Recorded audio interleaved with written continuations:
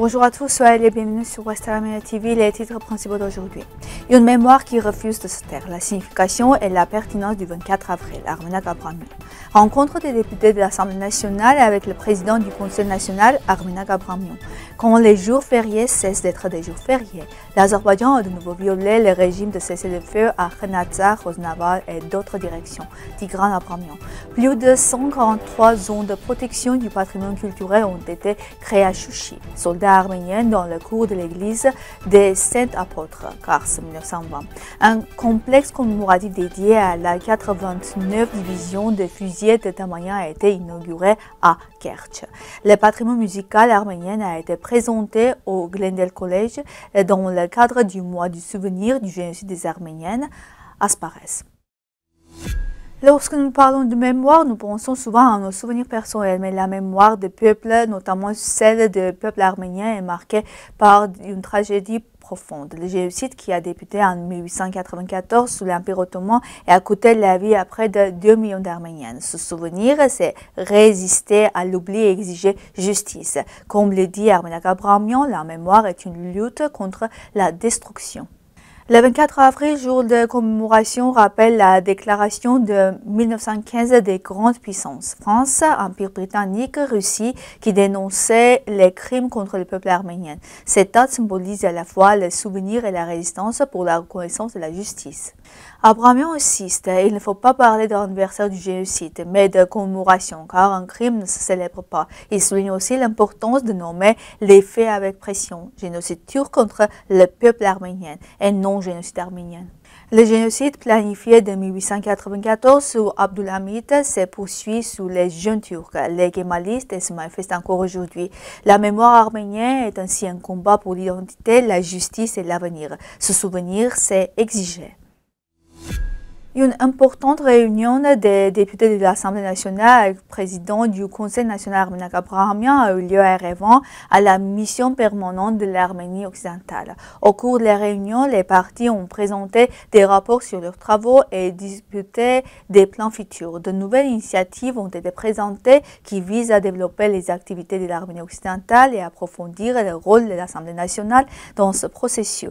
Les participants ont souligné l'importance de telles collaborations pour une mise en œuvre plus efficace des activités de construction de l'État en Arménie occidentale. Ces dernières années, les fêtes traditionnelles en France, comme le 9 mai ou le 21 septembre, ont perdu leur éclat et leur signification.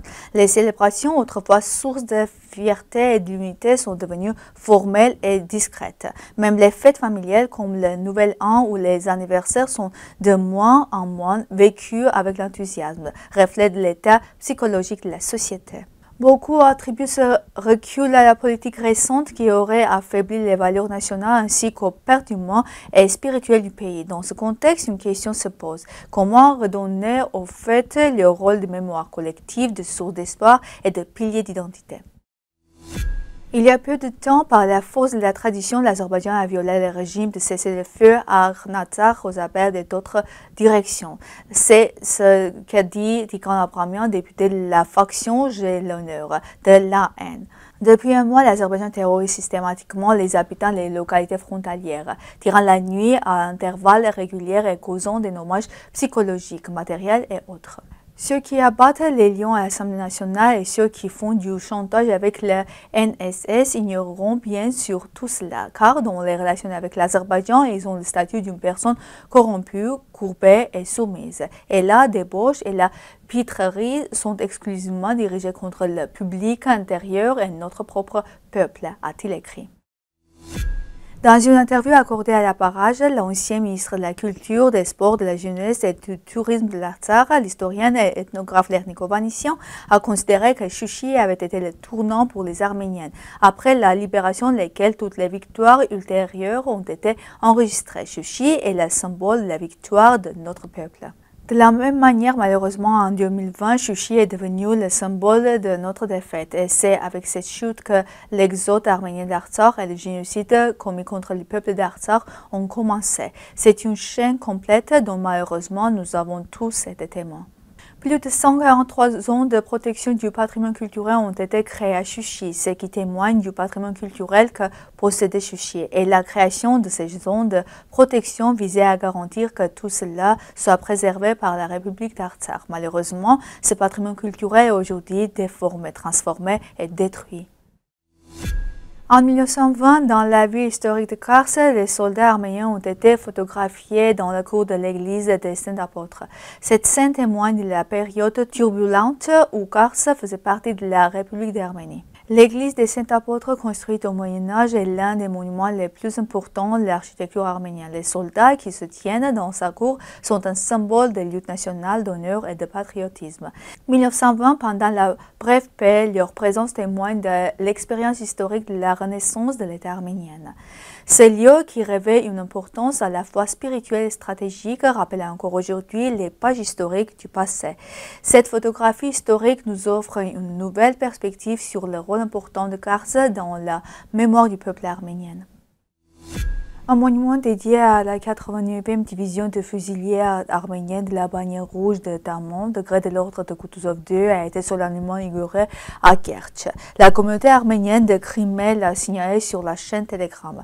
L'événement se déroulait en présence du primat du diocèse de Russie et du nouveau Nakhitchevan de la Sainte Église orthodoxe arménienne de la République de Crimée, Vartan Taron Gulikian, héros de l'URSS, le colonel Grigol Rostov et les autres. Chaque année, le Glendale Community College consacre le mois d'avril à la mémoire des victimes du génocide arménien et à la célébration du riche patrimoine arménien. En 2025, plusieurs événements culturels ont eu lieu, danses, projections de films, conférences et veilles aux chandelles en partenariat avec des organisations communautaires. Le point fort du concert du 29 avril, patrimoine musical arménien, organisé dans le cadre du Festival des enfants arméniens.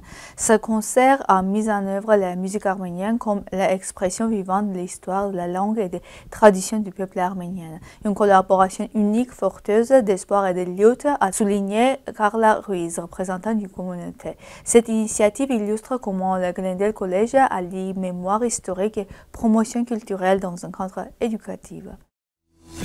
C'est tout pour aujourd'hui. Merci d'être avec nous. Au revoir.